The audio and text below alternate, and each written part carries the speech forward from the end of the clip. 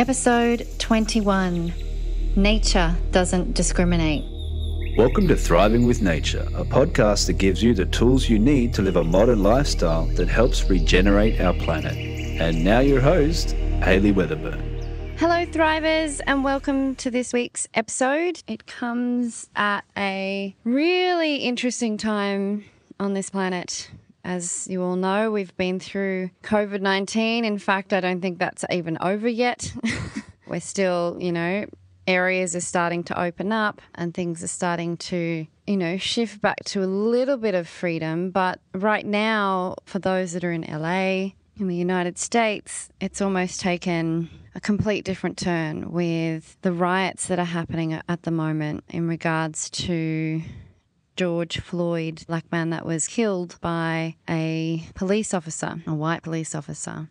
And I sometimes just look up and ask, how are we still here in a world where we treat fellow humans differently purely because of the aesthetics of their body? I just find this fascinating. And as all you know who have been listening to the podcasts over the weeks, when it comes to situations like this, I like to look to nature. And nature doesn't discriminate. In fact, what I'm discovering, the further I research, the further I am learning about her, I like to call her Mother Nature, the more I understand. As you've heard me say and repeat, nature moves in a natural succession towards abundance. So what does that mean? One of the first principles or laws that every organism in the ecosystem is there to benefit the whole.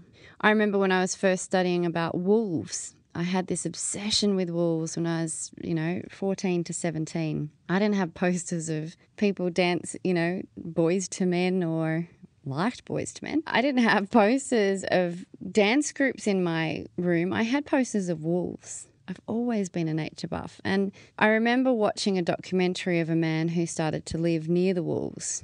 There was this thought of like wolves were the big bad wolf, all the stories that we hear of these evil wolves.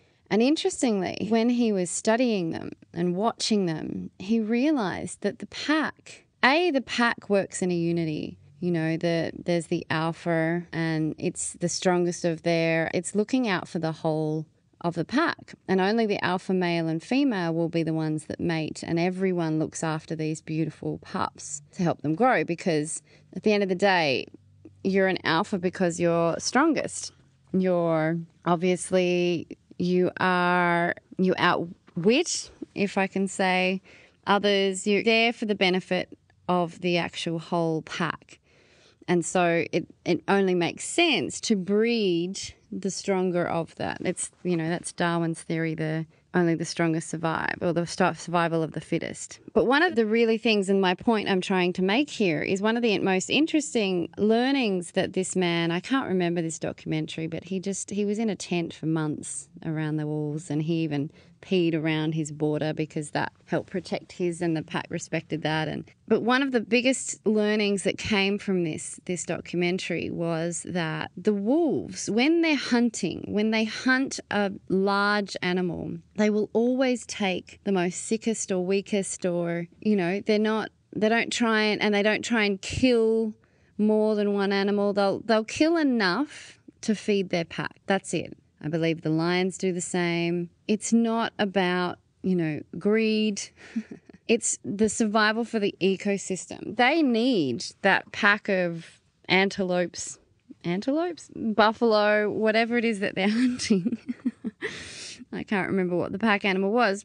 But whatever they need that whole pack to survive as well, or that herd. Because if they just they killed the whole thing, there'd be nothing left for them to eat. They need it to reproduce. They need them to constantly be there so they have a constant source of food. So they're not going to overkill. That was just so fascinating for me. Random little fact. That's why I have a tattoo of a wolf. There was so much about the pack is, it's for the betterment of the pack. It's, they're just these beautiful, beautiful animals. And it's only in the stories that the lone wolf, often a wolf, if it's causing ruckus inside the pack, if it keeps trying to challenge the alpha and doesn't, it can often choose to go, you know what, I'm going to go start my own pack. And that lone wolf, in that time, in between time, if it doesn't find a pack, if it doesn't find that, of course it can get hungry and desperate. And that's where these, the big bad wolf can come from, is from that lone wolf that is transitioning packs, is about to try and create its own. And it just may not work. It may not survive between that time. And so that's where the bad name can come from. So what this brings me back to is humans. So nature, I'm jumping ahead. Even if you look into a garden, the best documentary you could ever watch is The Biggest Little Farm. It's just the best story. Kids love it. They want to watch it more and more. I've watched it 5 times. I'll watch it at least 5 more. And it shows the cycle of nature. And it's always moving towards abundance. It's always trying to improve itself. It's like, how can we make this ecosystem survive? And if you align with nature, you will. And so, yes, there may be an in excess pest at some stage, but eventually a predator will arrive that will start to balance that out again. It's always for the betterment of the ecosystem.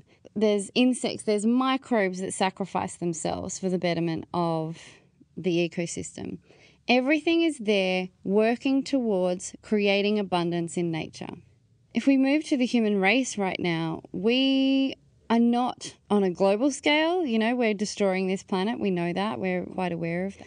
But even on a humanity, a social side, there is still so much ego, so much individualism, so much separation. Especially with this COVID, how we've all been separated.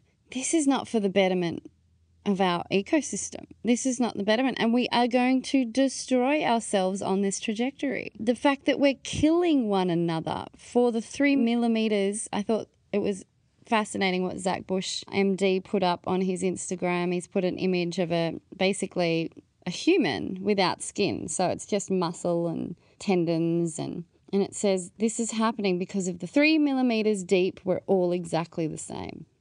100%. 3 millimeters. This judgment on this 3 millimeter physical outlay of skin.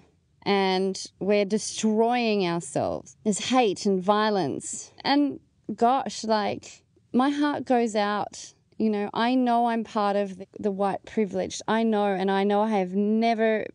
I can never talk or be, understand what it's like to be out there being discriminated. I'm always watching those documentaries. I think it's about the 13th Amendment, about the criminalisation. I'm always trying to find empathy and understand and at least verbalise. That's what I'm doing today, verbalise where I stand. And where I stand is that the human race should align with nature, and we will thrive. If we look at one another with love and compassion and empathy and support one another for the betterment of human society to thrive,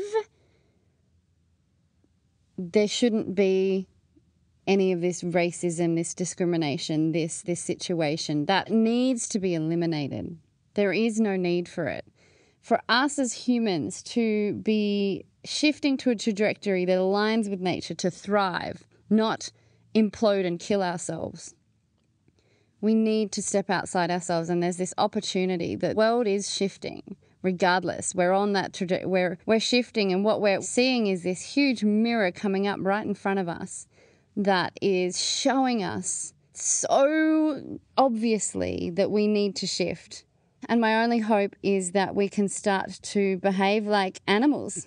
It says don't behave like an animal. I'm sorry, but the animals and the organisms, they have it right. They're there for the betterment of the whole. And I choose to live a life that aligns with love.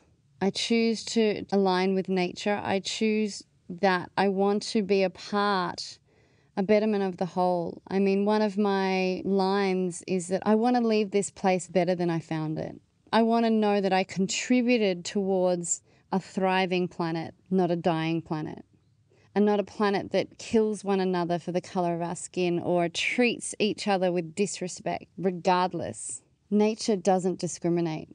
In fact, nature works together for the betterment of the whole to create an abundance, to thrive. I want to align with nature and I want to thrive, and I choose love and compassion for the betterment of our humanity. That's me. That's my thoughts. Wishing you all the best. Stay safe. Choose love in those moments if you can. Be the change you want to see in the world. From Gandhi. Thank you so much for listening. Hey, if you enjoyed listening to my podcast, remember to subscribe to hear more. You also have to come check out the Thriving with Nature website, where all of my videos, podcasts, and resources are to take what we discuss here to the next level and apply it in real life. I'd love to have you come join myself and many others striving towards living a regenerative lifestyle. Go to thrivingwithnature.com.